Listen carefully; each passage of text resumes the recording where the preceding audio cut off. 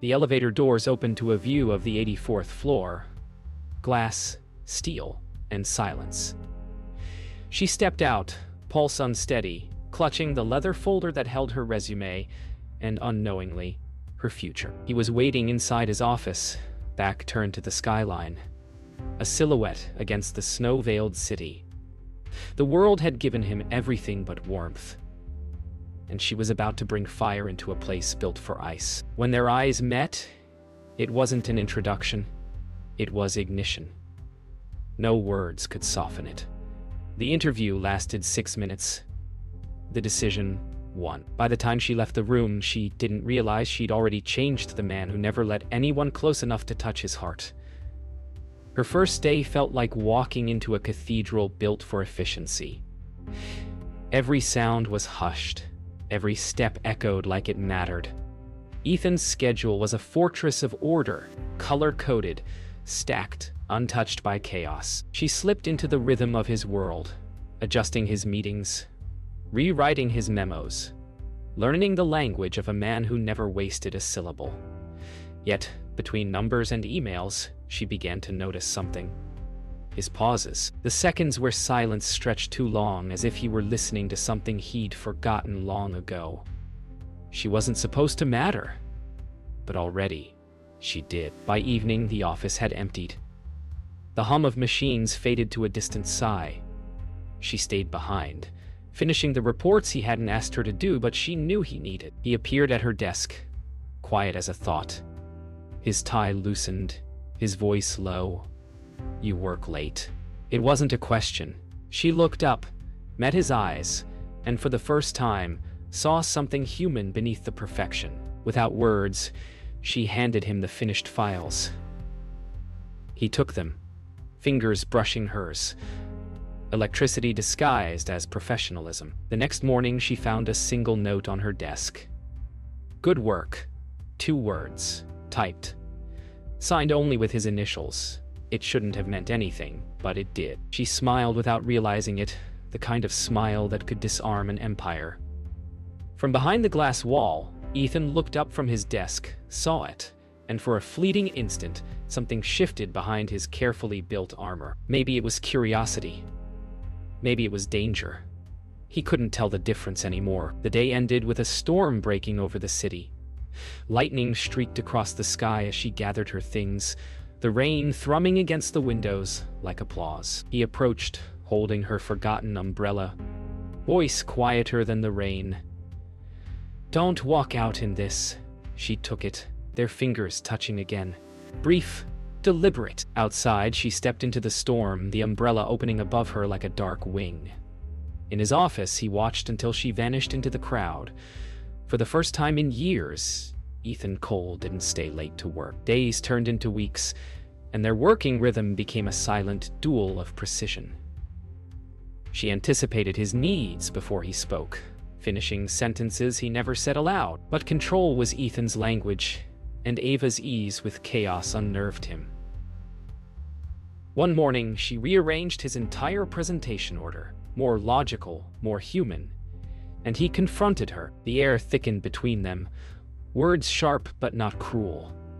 She stood her ground, voice calm yet unflinching, reminding him that perfection meant nothing if no one could feel it. He stared at her for a long time before turning away, the ghost of a smirk crossing his lips.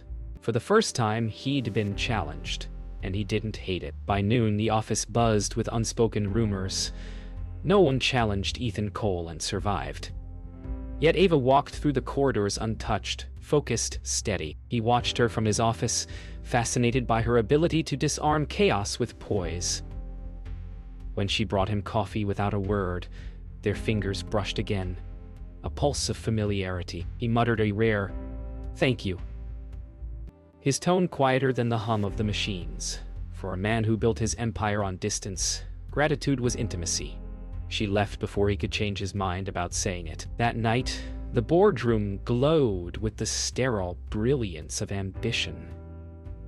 Ethan led a meeting that could decide the company's next decade, but his mind drifted, drawn to the way Ava stood at the edge of the room, taking notes, eyes steady. When he stumbled on a detail, she subtly slid a note toward him, saving him without a word. Their eyes met briefly. Something unspoken passed. A secret alliance. Afterward, Daniel Wu clapped him on the shoulder, joking about the assistant with nerves of steel. Ethan only replied, "She's efficient." But in his chest, the word meant something else entirely. Ava's confidence began to change the rhythm of the entire floor. Meetings ran smoother. Tension eased.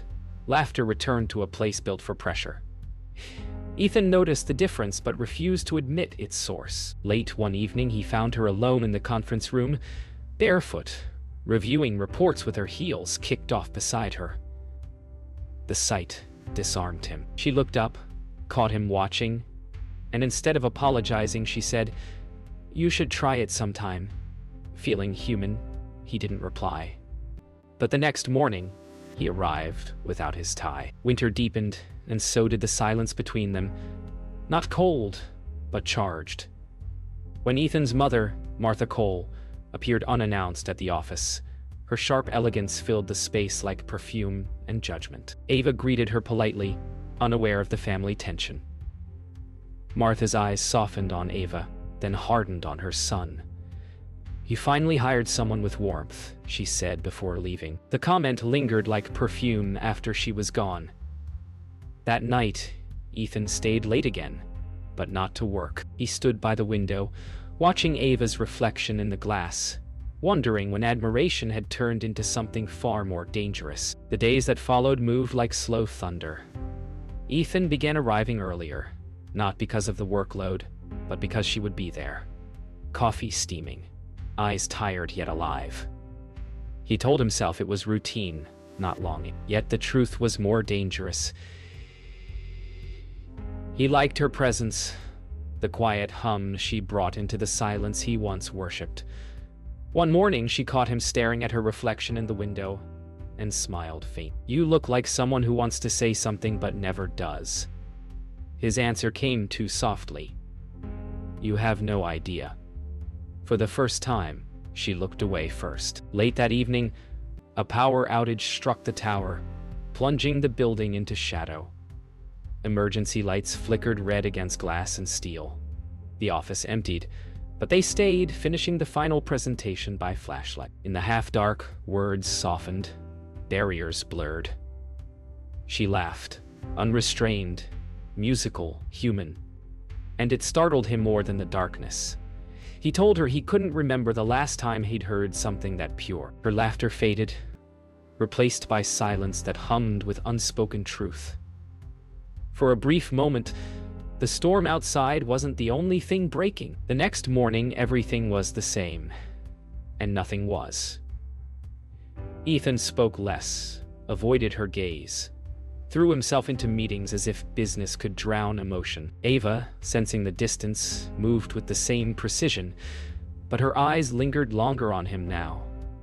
When Daniel Wu mentioned her name too casually, Ethan's tone sharpened like glass. "She's my assistant," he said too quickly, too defensively. Daniel smirked, but said nothing. The lie hung in the air long after the conversation ended. That night, Ethan replayed her laugh in his head, realizing it wasn't the darkness that scared him. It was the light she brought with it. When the merger deal hit a snag, Ethan's temper cracked for the first time in months. He barked at his team, his voice sharp enough to cut through steel. Ava didn't flinch. She waited until everyone left, then quietly said, "You don't get to take it out on people who believe in you." The words hit harder than she knew. No one had spoken to him like that in years. He turned away, fists clenched, jaw tight. "You don't understand what it costs to be me," he said. Her reply was soft but merciless. "Then maybe you've been paying the wrong price." He said nothing, but the silence was no longer control. It was surrender. That night, he found her in the lobby, waiting for the storm to pass. She sat by the tall windows, city lights reflected in her eyes. Without thinking, he joined her, the silence between them heavier than any conversation. "You could have gone home," he said. She smiled faintly. So could you. Lightning split the sky, and for a moment the world outside vanished. Just them, the echo of rain, the unspoken truth stretching thin. When the storm finally quieted, she stood, whispered, "Good night," and left him with the realization that the walls he'd built to protect himself had already fallen, and she was standing inside them. The annual investor summit arrived, a 2-day retreat in Vermont, buried in snow and secrecy. Ava had been asked to accompany Ethan, handling schedules and presentations, but neither spoke of the unspoken. The hotel's glass corridors reflected mountains and restraint. During the opening dinner, Ethan watched her from across the table, her laughter among strangers cutting through his practiced composure. When their eyes met, the noise faded, replaced by a slow recognition that the distance between them was no longer professional. It was survival. Later that night, as they reviewed notes in his suite, the air grew thin with everything they weren't saying. After midnight, the storm outside grew fierce, trapping them in the suite. Lightning flashed against the windows as power flickered, echoing the same tension from that night in the office. She sat on the couch, legs tucked under her, reading through proposals while he poured 2 glasses of scotch. "You never stop working," he said softly. "Neither do you," she answered. Silence stretched, soft as snowfall, heavy as confession. He looked at her, the one person who saw him without fear, and said, almost to himself, "You make me forget why I built these walls." Her reply was a whisper, trembling. "Then maybe they were never meant to last." The conversation slipped into honesty, unguarded and raw. He told her about his father, the man who taught him power, but not kindness. She told him about losing her last job for defending someone who couldn't fight back. Their words blurred into vulnerability neither expected to share. The fireplace crackled, filling the pauses between truths. When she said, "You're not the man they think you are," he looked at her like he wanted to believe it. The air between them shifted, a gravity pulling closer.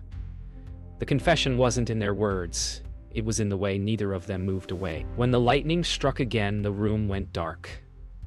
For a breathless moment, they sat in silence, shadows and heartbeat their only company.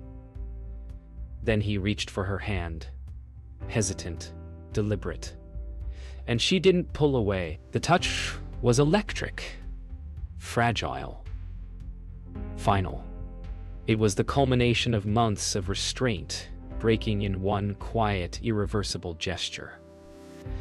"Tell me to stop," he said. She didn't. The space between them disappeared, and the world narrowed to the sound of rain on glass and the faint hum of 2 people finally choosing to fall. Morning came quietly. The storm had passed, leaving only white silence over the valley. She woke first, sunlight tracing her hair like gold.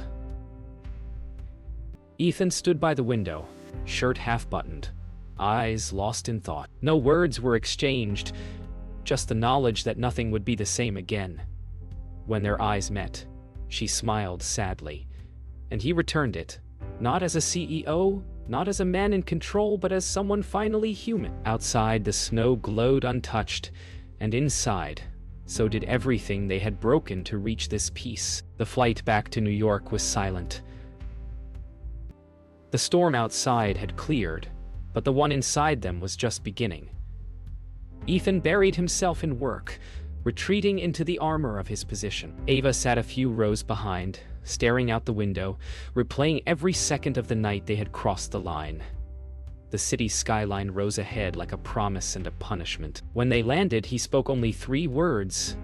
"We keep professional." It wasn't cruelty, but fear. The kind that comes when you realize something beautiful could ruin everything. She nodded, though the tremor in her chest said otherwise. Back at Coal Industries, whispers spread faster than truth. Daniel noticed the tension first. The way Ethan's voice softened when he spoke to Ava. The way her eyes avoided his. Clara Reyes called Ava into her office, concern hidden behind professionalism. Be careful, she warned. This company feeds on gossip more than data. Ava smiled faintly, but her heart thudded. She'd never meant for this to happen, but emotion had no respect for job titles. Across the hall, Ethan watched from behind the glass, unable to decide if protecting her meant distance or honesty. The tension finally broke during a late board meeting. Daniel, perhaps out of envy or misplaced loyalty, made a pointed remark. Interesting how the CEO's assistant seems to have unusual influence lately. The room stilled. Ethan's jaw tightened, eyes flashing cold warning. Ava froze, then gathered her papers, voice steady. If my work's in question, I'll resign. Ethan's silence was consent. She walked out before anyone could stop her. The door shut softly, but it sounded like an ending. The board returned to numbers and profits, but Ethan didn't hear a word. All he could see was the empty chair across the table. Ava's resignation email arrived the next morning. Short, formal, signed only with her initials. Ethan stared at it for a long time before closing his laptop and sitting in the dark. Power had never felt so hollow. Clara entered quietly, placing the letter on his desk. You built a company from nothing, she said, but it's not what's breaking you. He didn't respond. The skyline outside was cold and clear, a mirror to his own reflection. For years, he'd built empires to protect himself from loss. Now he finally understood. Walls don't just keep people out. They keep you alone. Ava packed her things quietly that evening. The office was nearly empty, the hum of elevators echoing like farewells. Ethan didn't appear. She left her badge on the desk, but beneath it, a handwritten note. 6 words. You taught me to believe again. She didn't look back as she stepped into the elevator, heart heavy but sure. Upstairs, Ethan found the note hours later, his expression breaking for the first time. He folded it once, slipped it into his pocket, and finally whispered the words he should have said when he still had the chance. So did you. Weeks passed. Ethan Cole became a ghost in his own empire. Present, commanding, but hollow. The meetings that once thrilled him now felt like static. His board whispered of burnout, but no one dared act. He spent his nights in silence, replaying the sound of her voice like a haunting melody. The note she left lived in his desk drawer, folded, unfolded, read until the ink began to fade. Success surrounded him, yet the air in his penthouse was suffocating. When Daniel stopped by one evening to check on him, Ethan finally said the words he'd never allowed himself before. I had everything but peace. At Cole Industries, whispers turned into stories. How the CEO had changed, how the cold precision of the company had begun to thaw. Clara noticed it first. Ethan started asking about employees' families, about their lives beyond the building. He attended a charity event in Ava's name, donating anonymously to a literacy foundation she once mentioned. Every gesture was small, but each carried her fingerprint. People called it rebranding, but it wasn't. It was redemption, written not in profit margins, but in sincerity. He wasn't becoming someone new. He was returning to someone he'd buried. The reckoning came quietly over breakfast with his mother. Martha Cole sat poised, her elegance as precise as ever. You look tired, she said. I am, he replied. For once, he didn't hide behind strength. Over tea and silence, he confessed. Not about Ava by name, but about losing something real. Martha's eyes softened, and her voice trembled when she said, Your father taught you to win. I should have taught you how to love. The words broke something open inside him. It wasn't approval he'd needed all these years. It was permission to feel. That afternoon, Ethan returned to the office and opened Ava's old desk drawer for the first time. Inside was a single forgotten item, a small notebook filled with her handwriting. Quotes, notes, half-dreams, reminders of meetings now long past. Between pages, he found a line underlined twice. You can't build a future if you never live in the present. He closed the book, eyes burning. It was no longer about business or regret. It was about courage, the kind he demanded from others, but never from himself. For the first time, he left work early, not to escape, but to find her. He found her name through an old contact she'd started working at a non-profit in Brooklyn, far from the marble towers of coal industries. As his car approached the small office, the noise of the city faded, replaced by something softer, realer. He stepped out, hands trembling, heart pounding with unfamiliar vulnerability. Inside, she was helping a child with a reading exercise, laughter spilling like sunlight. For a moment, he just watched. Then she looked up, and time stopped. No boardroom, no power, no walls. Just two people who had broken and found their way back to the same truth. For a long moment, neither of them spoke. The world seemed to hold its breath. When Ava finally rose from the child's side, the weight of the past months lingered in her eyes. Hurt, hope, restraint. Ethan took a slow step forward. "I didn't come here to ask for forgiveness," he said, voice steady but raw. "I came to tell you that I've changed because of you." She searched his face for the man she once knew, the one who hid behind control. Instead, she found something new. Honesty. The silence between them softened. "You don't need to ask," she whispered.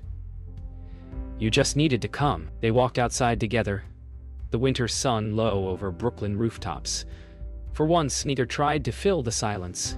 Ethan looked up at the sky and let out a quiet laugh, the sound surprising even himself. "I spent years thinking love was a distraction," he said. "Turns out, it's the only thing that ever made me pay attention." Ava smiled, the wind catching her hair. "Maybe now you'll finally take a day off. Only if you make me." For the first time, the world didn't feel like something he had to conquer. It felt like something he could share. Later, at a small cafe tucked between brownstones, they sat across from each other like they had a lifetime ago in that first interview. Only now, no walls, no rules. The smell of coffee and laughter surrounded them. Ava asked, "Do you ever miss it? The power? The control?" Ethan smiled faintly. "I used to think power meant never needing anyone. Now I know it's the opposite." She reached across the table, fingers brushing his. He didn't flinch. The gesture was simple, unremarkable to anyone else, but to them it was everything they'd fought to deserve. Months later, coal industries looked different. Open. Alive. Employees smiled when they passed Ethan in the halls. The company had transformed, not through strategy, but through sincerity. Ava had returned, not as his assistant, but as director of communications. On her first day, she placed a single photo on her desk, the Vermont mountains dusted in snow. Across the office, Ethan caught her gaze, and in that shared look, there was no tension. Only peace. Together, they'd built something better than power. Purpose. And it was stronger than anything money could buy. That evening, the city glowed under a spring rain. They stood on the rooftop terrace, overlooking the skyline where it all began. Ava leaned against the railing, the wind catching her hair. Ethan slipped his hand into hers. "Funny," she said softly. "You hired me to organize your life." He smiled, eyes reflecting the city lights. "And you ended up saving it." The rain began to fall. Gentle, cleansing, endless. For once, Ethan didn't seek shelter. Neither did she. They just stood together, letting it wash over them, the weight, the fear, the past, until only love remained.